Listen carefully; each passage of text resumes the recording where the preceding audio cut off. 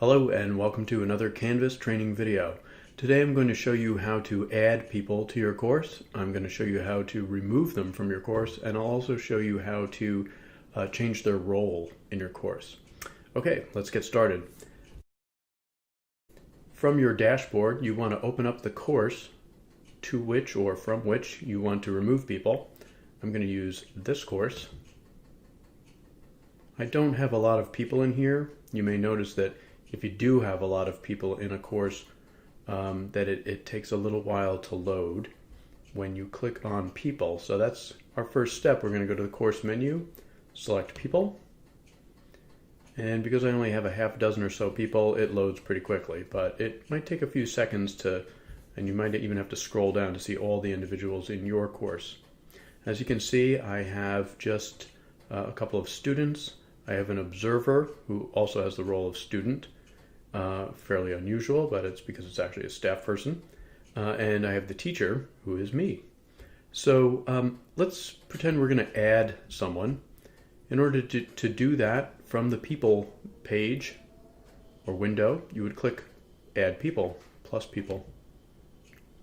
And you get a little pop-up window like this. And you can type individually each student that you want to add into this window. I just clicked into it. Or you can paste a list of email addresses or login names into this window. That would work well if you have a spreadsheet of individuals. And you can just copy them from the spreadsheet and then paste them directly into this window. We don't have that, so I'm going to add an individual. And let's see, I'm going to add this student. I just was talking to her the other day. So I typed in her email address. I'm going to double check to make sure I have the correct role selected here. I would not want to add somebody in the wrong role. So it's student, that is correct, and this is the name of the course. If I have multiple sections within this course, I might click this so that they are only interacting with students within that section. And that could be an issue if you have multiple sections and are going to form groups. You wouldn't want students to be able to form groups with kids from other sections, perhaps. At any rate, once I've done that, I'm going to click Next. And there's another step involved here. Now, I want to make sure that this says Validated and ready to add the correct number of users. And you can double check your work by looking at the name to make sure that it is correct. And Kathleen Dion is the name of the student that I wanted to add. And here is the email or login that I typed in. So that all looks good. So now I'm going to click Add Users here. And I can see that Katie has been enrolled into my course, the appropriate section. And then I would click Done if that's it. If there are other people that I want to add, I would click Add More Users and I'd come right back to this window. Now, if I wanted to add a teacher, I'll type in a teacher login email address. I'm going to change the role here to teacher. You notice I could also choose TA, course designer, or observer. Course designer, by the way, might be for me or Zach or whoever your instructional technology coach is. But in this case, I'm choosing teacher. I'm going to deselect can interact with users in their section only, because obviously I want this teacher to be able to interact with all students. I'm going to click Next, double check the name. That all looks good. And I'll click Add User.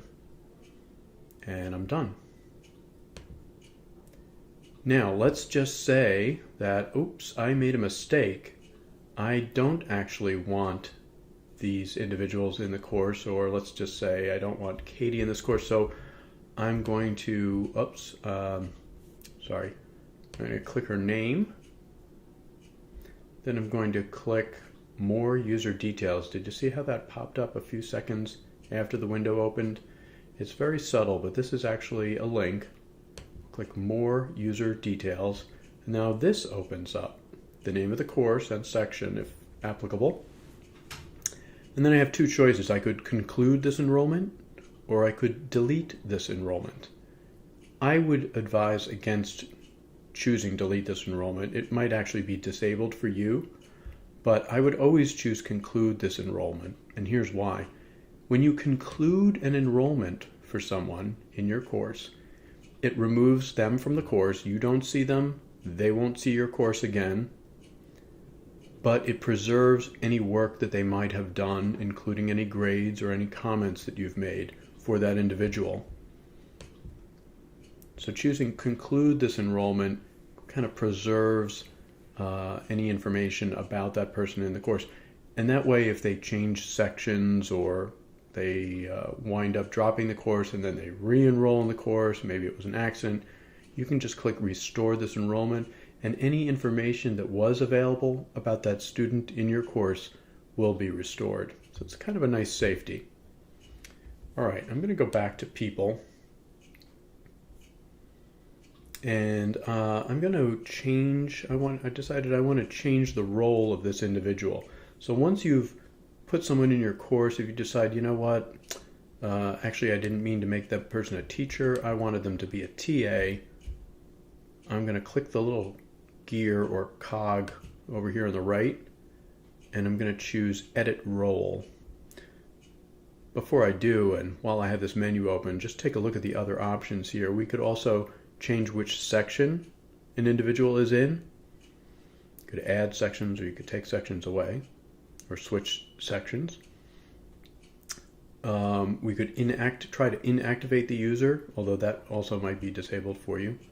You could look at more user details for that individual as well. It's just another way to get to that same window we were looking at. But we want to edit the role. So I'm going to click edit role. Get a little pop-up window. I'm going to make Mary a TA. And I'm going to click update. And we see the change has already taken place right here in the same window. And we're done. All right. So I hope you found this useful. As always, if you have any questions about this process or any other process within Canvas, please don't hesitate to give me a call or shoot me an email. Thanks for watching, and I'll see you again next time.